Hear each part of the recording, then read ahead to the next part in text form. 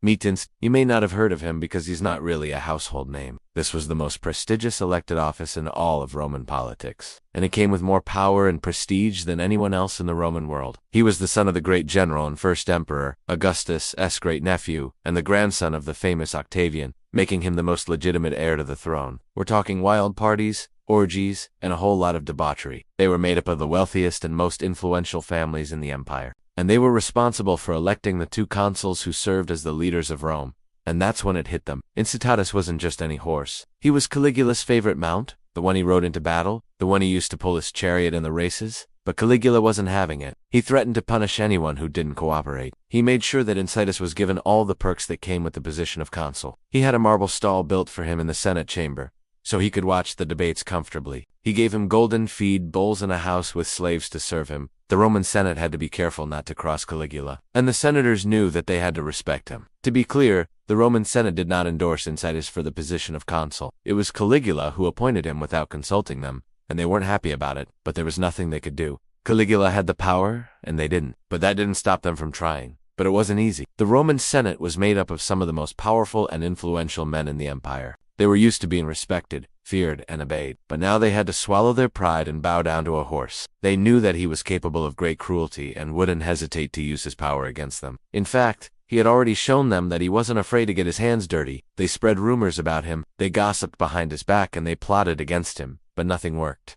Caligula was too powerful. He had the backing of the Praetorian Guard, the elite military force that protected Rome, and the loyalty of the army. The Roman Senate was powerless. He had enemies assassinated, family members exiled, and rivals put to death. The senators knew that they were in danger. They knew that Caligula was watching them, waiting for them to make a move, and so they were constantly living in fear. And he made sure that everyone in Rome knew that he was the new consul, and so the senators were forced to comply. They had to pretend that they respected Incitatus, that they valued his opinion, and that they were honored to serve with him.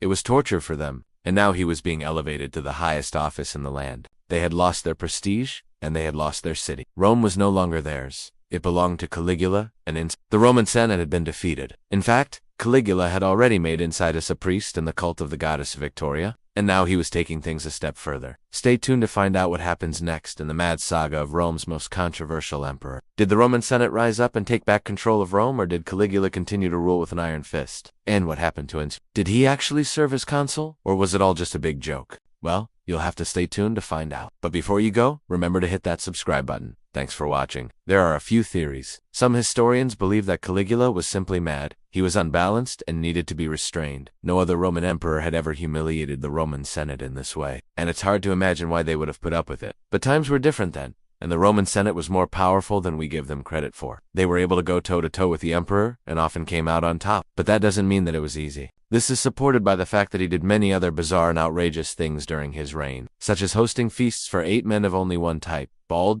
short, or fat.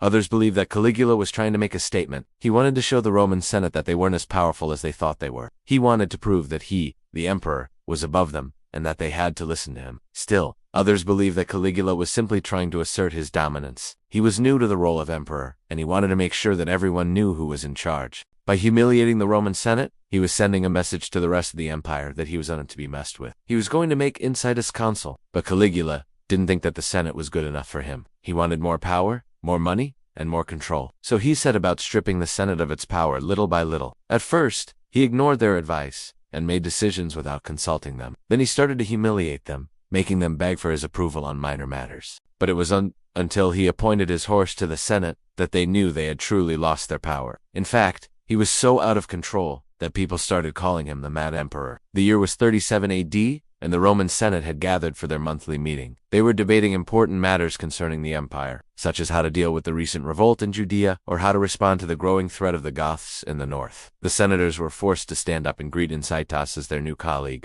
They had to show him the proper respect and address him accordingly. If they failed to do so, they risked angering the emperor and facing his wrath. As you can imagine, the senators were furious. They felt humiliated and degraded. How could they, the most powerful men in Rome, be forced to bow down to a horse? It was unheard of, but they had no choice. But these serious topics were about to take a very serious turn. Suddenly, the doors to the Senate chamber burst open, and in rode a white horse wearing a purple robe. The senators stared in disbelief as the horse approached them. They had never seen anything like it, and it wasn't long before he turned his attention to the Roman Senate, the governing body that was supposed to hold the power in Rome. But Caligula wanted all the power for himself. But despite his impressive bloodline, he was anything but impressive. That's because from a young age, Caligula was spoiled and nasty, throwing tantrums and lashing out at anyone that crossed him. His mother was so ashamed of his behavior that she sent him away to be raised by his grandmother. But even she couldn't tame the unruly boy. In fact, at one point she even asked her son to consider getting rid of him. "What kind of life would you wish for your son?" she asked. "To grow up hated and reviled by everyone." Obviously, that's exactly what happened. In fact, the consuls were considered so important that when someone became a consul,